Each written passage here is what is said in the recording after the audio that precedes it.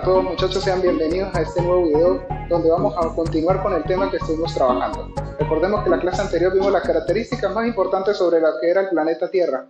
Hoy vamos a desarrollar los movimientos de la Tierra, el movimiento de rotación y traslación que tanto hemos hablado.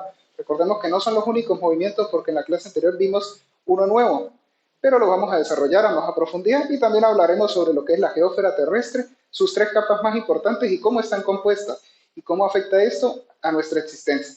Así que los invito a que sigan viendo el video. Comenzamos entonces con el movimiento de rotación. Aquí les he dejado un dibujo muy claro y fácil de entender, así que quiero que lo observen. Tenemos el Sol, la Luna y la Tierra. Vemos que del movimiento que hace la Tierra es del día a la noche. Quiere decir que el movimiento de rotación, como siempre lo conocemos, que se gira sobre su propio eje, es decir, el movimiento que haré en este momento, observen. Este movimiento, yo giro sobre mi propio eje. La Tierra está haciendo eso. ¿Cuánto dura este movimiento? Dura 23 horas, 56 minutos y 5 segundos. Ojo, no quiere decir que no dure el día completo, sí lo dura. Pero lo que ocurre es que, recordemos que de repente hay mañanas en donde usted se levanta y dice, oh, hoy está muy oscuro. O de repente se levantan y dicen, hoy es muy claro. Ocurre esto, hay una pequeña transición, unos segundos de diferencia entre los días que produce esta variación en el tiempo climático. Claro está que el día y la noche se ven afectados normalmente por la presencia del Sol y de la Luna. Este movimiento no es constante en todos los planetas, que quiere decir que en la Tierra de repente un día gira y dura 24 horas, de repente en otro planeta dura más. Eso de todas maneras ustedes lo pueden investigar y lo pueden descubrir cuando hagan su exposición sobre su planeta. Muy bien, entonces, ¿qué nos afectaría? La rotación día y noche, ya lo sabemos, y la presencia del Sol y de la Luna. Continuamos entonces con el segundo movimiento. Aquí tenemos el movimiento de traslación. Recordemos que el movimiento de traslación es el que hace la Tierra girando sobre el Sol. En el dibujo lo pueden observar. La Tierra va a girar sobre el Sol. ¿Qué ocurre con este movimiento? Tiene una duración de 365,25 días. Ojo con esto, 365 normalmente es lo que dura un año, pero en este caso tiene un 25 adicional. Recuerden que existe el año bisiesto. ¿Qué quiere decir el año bisiesto? Que este 0,25 que ven acá se va sumando, se va sumando. Eso es un cuarto de día. Con un cuarto de día, otro cuarto de día, otro cuarto de día que te va a dar un día. Ese día adicional ocurre en el año bisiesto. ¿Por qué ocurre el año bisiesto? Vamos a hablar un poco sobre esto, que es algo muy peculiar y curioso que seguramente les interesará. Nunca se han preguntado por qué existe febrero que tenga menos días y por qué febrero es el segundo mes del año. Bueno, esto tiene su explicación. En realidad es muy sencillo. Hace mucho tiempo, recordemos un poco de historia, hace mucho tiempo el Imperio Romano era el más grande que había. Julio César en el momento era el gran emperador. Julio César fue el que creó el calendario. Julio César creó el calendario. De hecho decía que los que nacían en julio eran los emperadores. Así que ya saben los que nacieron en julio. Este servidor nació en julio. Ahora bien, él, cuando creó el calendario, propuso que febrero fuera el último mes. En ese momento el cálculo que se tenía eran menos días. Menos días. Quiere decir que cuando descubrieron que había un día de más cada 4 años, febrero se incluyó ese día adicional porque era el último del calendario. Pero entonces, ¿cómo hizo febrero para que estaba en el último volver al principio? ¿Cómo lo hizo? Pues bien, el truco está en que ese no es el calendario que hoy tenemos. El calendario que hoy tenemos es el calendario gregoriano y este fue suplantado a lo largo de la historia porque fue creado por el Papa Gregorio hace muchísimos tiempos y él estableció que febrero iba a estar en el segundo mes. Pues bien, cuando febrero llegó al segundo mes es lo que hoy conocemos y se agregaron adicional pues el nacimiento del niño Jesús y otras fechas conmemorativas a la religión. Ahora continuemos. Vamos a ver, el movimiento de traslación tiene otros datos curiosos. Por ejemplo, ¿sabían que no solamente existe una estación del año en un momento determinado? Resulta que cuando estamos en un momento, por ejemplo, estamos en invierno en una zona y en otra zona están en verano. No es que todo el planeta está en invierno ni todo el planeta está en verano. Eso es una mentira que hoy vamos a descubrir. Resulta que el Sol está en la posición central. Pues bien, cuando ocurren, hay dos momentos que se llaman solsticio y equinoccio. Cuando ocurre un solsticio, quiere decir que el Sol está o más cerca de la Tierra o más lejos de la Tierra. ¿Cómo podemos determinar esto? En el solsticio de invierno, el Sol está más cerca de la Tierra. Suena curioso que sea invierno y sea el más cerca, pero es la realidad.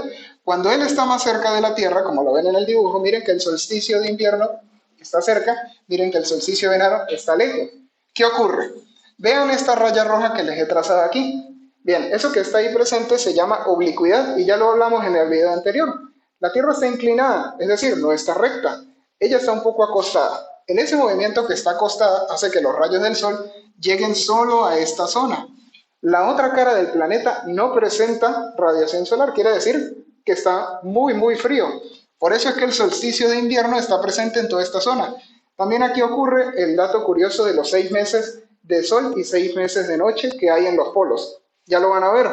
Cuando pasamos del solsticio de invierno, que normalmente ocurre, si vemos son 4 estaciones, quiere decir que cada 3 meses hay una variación. Cada 3 meses. Solsticio de invierno. Pasamos para acá. Este ocurriría en diciembre. En el equinoccio de primavera, entonces, fíjense que los rayos del sol van de abajo hacia arriba. Quiere decir que este polo, el polo sur, estaría totalmente iluminado sus 6 meses, mientras que el polo norte no estaría iluminado, estaría de noche. En este momento, la parte inferior entraría en primavera, pero la parte superior tiene su contra, quiere decir que entraría en otoño. Bien, esto ocurre en marzo. Si pasamos entonces, seguimos el calendario, llegamos al solsticio de verano. En el solsticio de verano, vamos a fijarnos, está en contra del solsticio de invierno. Quiere decir que esta cara de acá tiene verano y la otra cara posterior está en invierno, porque los rayos del sol no le llegan. Pero aquí ocurre la otra. Si aquí está muy cerca del sol, aquí está más lejos del sol. Eso es lo que ocurre en los solsticios. Si avanzamos más, llegamos al siguiente equinoccio, donde ocurre lo mismo.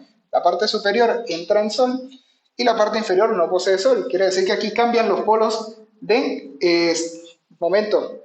Uno se va a iluminar, el otro se va a apagar. En este momento del equinoccio de otoño, la parte superior entra en otoño y la parte inferior entraría en primavera. Bien, ese sería el dato curioso del día de hoy, cuando hablamos de las estaciones. Ya saben entonces, no ocurre una sola estación en el momento del año, hay 2 estaciones en el momento del año. Bien, muchachos, vamos con el segundo punto del día. Vamos a hablar ahora de la geósfera terrestre. La geósfera terrestre no es más que la parte sólida del planeta Tierra, que quiere decir que todo lo que esté compuesto por rocas, piedras y minerales pertenece a ella. No obstante, es la capa que se encuentra más en contacto con los seres vivos y la interacción con la atmósfera terrestre, que es la parte exterior del planeta, que esto lo veremos en un futuro video. También hay que hablar sobre la parte de la hidrosfera que tiene que ver con el agua. No entra o no está relacionada con esta parte de la geósfera, ¿ok? Ya que estamos hablando solo de los sólidos. Entonces, la parte de la geósfera se divide en 3 capas principales que lo veremos a continuación en estos dibujos que he colocado aquí. Vamos a empezar con la primera parte o la capa más superficial que tiene la geósfera, que es la corteza. En la corteza, como pueden ver el dibujo, les he colocado, es la parte más superficial. Aquí viene el dibujo del planeta Tierra. Tiene 2 medidas. ¿Por qué tiene 2 medidas? Se preguntarán. Pues bien, resulta que la corteza, depende de donde estemos ubicados, tiene una distancia o mayor o menor. ¿Por qué quiere decir donde estemos ubicados? Pues si por ejemplo estamos en la parte sólida, es decir, en tierra firme, esa distancia hacia la corteza será entre 6 a 60 kilómetros de distancia hacia abajo. Pero si por ejemplo estamos en el fondo del mar, estaríamos entre 6 y 12 kilómetros. Porque recuerden que el mar pues tiene una profundidad, una distancia que ya hemos recorrido, pero como no estamos contando la parte de la hidrósfera, que es el agua, sino solamente la parte sólida de la geósfera, por eso tiene una menor distancia. Entonces, veamos qué características tenemos de ella. Es la capa más externa. Los seres vivos y su ambiente se desarrollan aquí todas las interacciones y actividades porque es la parte más superficial. Conecta con las capas de la atmósfera y la biosfera. La biosfera es la parte de la Tierra donde habita la vida, donde se da o se producen todos los seres vivos. Y tenemos la corteza oceánica y continental, que es lo que estamos hablando. Si hablamos de corteza oceánica, nos referimos a que estemos ubicados en la parte más profunda del océano, y si hablamos de la parte continental, en la parte superficial de la Tierra. Continuamos con el manto, segunda capa de la geósfera terrestre. En el manto hay una peculiaridad que van a descubrir hoy y que es muy interesante. A mí me encanta darles tips y datos curiosos y hoy van a descubrir otro con esta capa. Veamos, primero que nada el manto es la más grande de todas las capas. Miren su distancia, entre 60 kilómetros y los 2.900 kilómetros. Quiere decir que inmediatamente cuando termina la corteza, arrancamos con el manto. Entonces, el manto ocupa el 87% del volumen de la Tierra. Muy grande la distancia que ocupa. Pero eso no es lo curioso. Aquí viene. Está constituido por una capa de roca fundida. Roca fundida. Recordemos un poco, roca fundida. ¿A qué se les asemeja? Yo me digo roca fundida y lo primero que viene a mi mente es la lava o el magma. Y ahora bien, ¿cuál será la diferencia entre la lava y el magma? Algunos se preguntan. Pues bien, la respuesta es muy sencilla. La verdad es que el magma es cuando está dentro de la superficie terrestre. Quiere decir que si vemos un volcán y el volcán hace erupción, justamente cuando sale ya es lava, pero lo que está dentro es magma. Bien, quiere decir que aquí, como está dentro de la Tierra, es magma. La roca fundida es igual al magma. Tenemos una capa se llama astenósfera. Esta capa o astenósfera tiene una particularidad, pues ella divide al manto en dos. Es muy corta en realidad sus dimensiones, pues se extiende desde los 150 kilómetros hasta los 400 kilómetros. Quiere decir que cuando arranca los 60 kilómetros que ya ha pasado de la corteza, corre 150 y encontramos la astenósfera. La astenósfera, hablando de los volcanes, la astenósfera es la capa que contiene el magma de todos los volcanes de la Tierra. Ese es el dato curioso de hoy. La astenósfera es la que contiene todo el magma de los volcanes de la Tierra. Y sí, de hecho, ella le da una cierta inestabilidad al planeta Tierra, pues, o produce las erupciones volcánicas debido a los movimientos que haya en ella.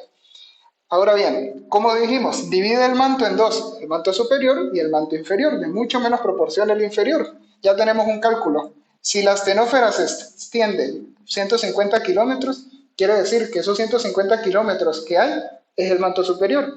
Y todo de ahí para abajo de la astenósfera sería el manto inferior. Imagínense, 2900 estamos hablando, le restamos 150, 2750 kilómetros de distancia. Muy grande el manto. Bien, esta sería nuestra segunda capa. Avanzamos a nuestra última capa y una de las más importantes, aunque la información que se tiene de ella es muy poca, hay algunos tics o datos curiosos que también encontramos. En el núcleo tenemos entonces, vean que también tiene dos medidas. Se preguntarán por qué dos medidas. Pues la verdad es que tiene hay en el núcleo dos capas. Una de ellas es la parte interior y la parte exterior. ¿Cómo las diferenciamos? De hecho, siempre se ha pensado que el núcleo de la Tierra es totalmente una bola de fuego, pero dicen que es líquido. Pues la plena verdad es que no es líquido, están los dos estados. Resulta que la parte interna es una bola literalmente sólida de fuego que está rodeada de la parte externa, que es una parte muy líquida, que pareciera un minisol dentro de la Tierra. ¿Por qué un minisol? Pues el dato curioso del núcleo es que está a 4500 grados centígrados de temperatura. Si nos vamos hacia el Sol, la superficie del Sol es de 4000 grados centígrados de temperatura. Quiere decir que las capas internas de la Tierra están mucho más temperatura que la superficie del Sol. Entonces pensamos, ¿será que nos vamos a derretir en algún momento? Tal vez es posible, nunca lo descubriremos. Ahora bien, estas partes internas y externas tienen una particularidad. Resulta que ellas también producen el campo magnético que la Tierra lo sostiene en la parte elíptica o lo que conocemos nosotros como la órbita del Sol, que estamos conectados. Inclusive estamos conectados con todos los planetas y satélites de nuestro alrededor gracias al centro de la Tierra o el núcleo.